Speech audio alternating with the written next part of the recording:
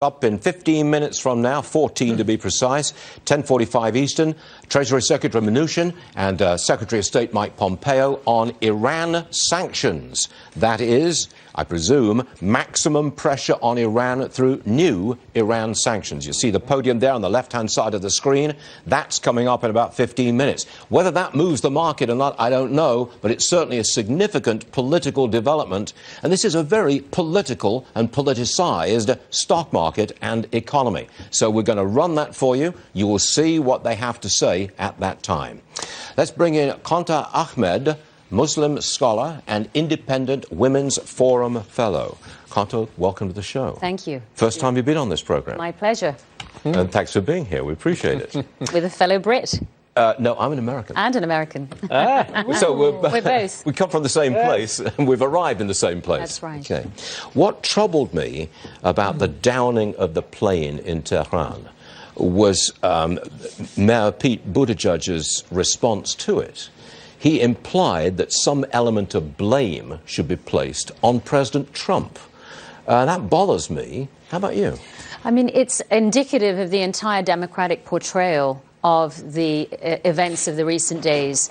President Trump is not responsible for the deaths of the passengers in the commercial jet in any way, nor was he responsible for 40 years of low-grade, smoldering and incredibly widespread regional warfare Islamist Iran has been waging in Iraq, from where I've just returned 3 weeks ago, in Lebanon, in Syria, in Yemen. The murder of the Lebanese Prime Minister, for instance, was an act of Islamist Iran.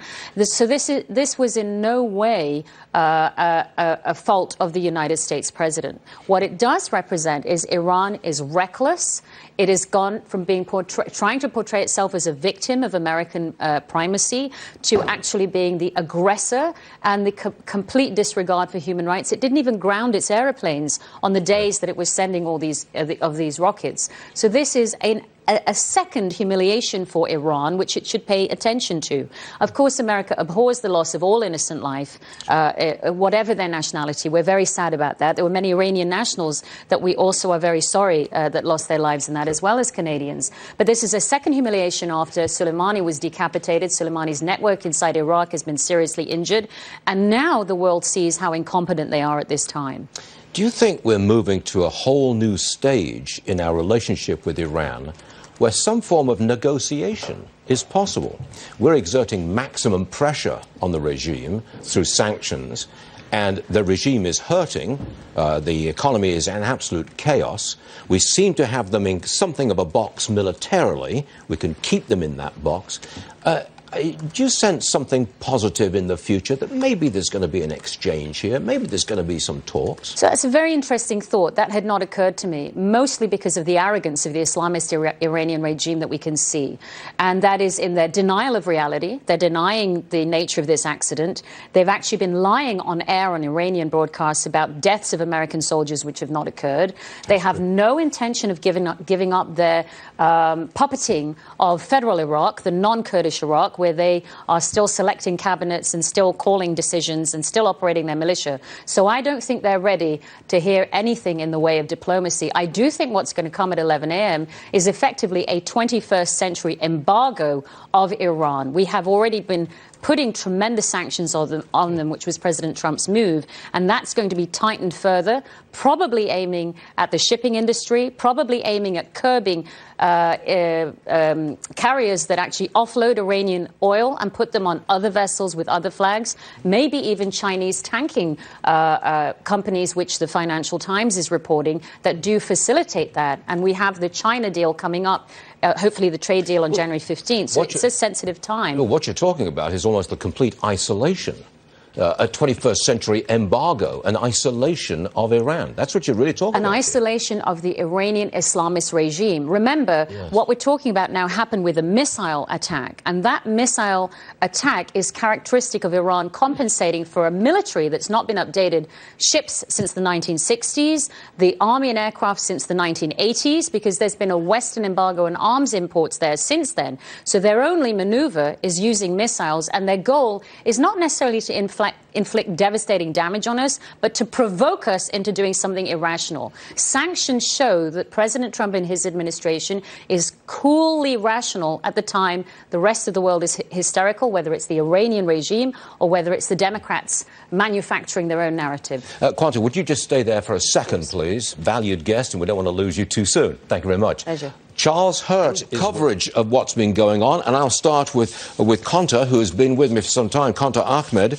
Qanta, I want to first of all talk about the reporters who kept coming back to the idea of whether or not we were in imminent danger because of Soleimani. Why did they come back at that all the time? So 2 points. They want to portray our president and his administration as impulsive, and they were clearly not impulsive. Before the attacks happened, I had news from Kurdish Peshmerga, who knew that Iraqi armed forces and military police personnel were ordered to fall back over a mile away from each U.S. installation that they were normally stationed at. So the Kurdish Peshmerga were fearful a strike was coming. Then we all witnessed on camera the rockets, I think over 11 rockets that hit the Al-Assad air base, which is an American air base and an Iraqi air base. There was a strike, not to mention the attempt to have the siege onto the embassy. So there was no question of an imminent attack. There was an attack that was happening. There were American lives and diplomats at risk and allies at risk. They want to portray Qasem Soleimani's assassination as extrajudicial. It is not within the context of American law post 9/11 because he was manufacturing plots. And they're overlooking the fact that Iran has a major presence inside Iraq now with missile launching capabilities, missile manufacturing factories resurrected from Saddam's era that Iran has reopened. They are manufacturing warheads and ballistic equipment there, which are targeting U.S. interests and our allies. So the idea that there is no imminent threat is asinine and reveals their ignorance of on-the-ground facts. Got it. Steve Hilton is with us. Steve, I think you're there. Was that a real shock to their system, to the leadership? I mean, were they really knocked out by this? I would say so, and that's probably why they're denying so aggressively. There were reports this morning that they're bulldozing over the wreckage. They haven't secured the area. A lot of the evidence that could tell us what happened is being lost. A wonderfully humane act on the United States' part to waive permissions and allow people from NTSB, the world's leading investigative agency, to go. But most certainly, but I want to pick up on Colonel Oliver North making a very important point.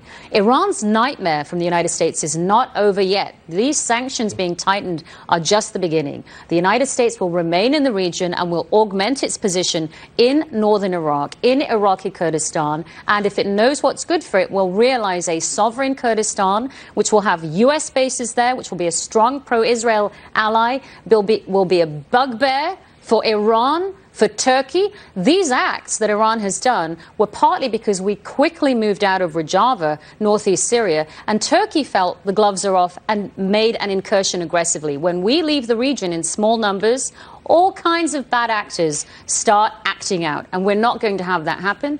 The Kurds are the strongest, most pro-American, pro-Israel, pro-women's rights, pro-democratic ally. That is the gift of our trillions of dollars of investments into that region. Ollie North, let's go around the block here. We've got lots of experts around our table and in various studios around the country. And my question is, look, we've got the maximum pressure, Yep. got the extra sanctions, we've got the military in place, and we've got a hardline President Trump who's not going to retreat. It doesn't look like this man's retreating. He's got a red line. He doesn't retreat. So my question now is, what's next? And I'm going to go round the block and just see if our experts here can say, what's next? Where are we going?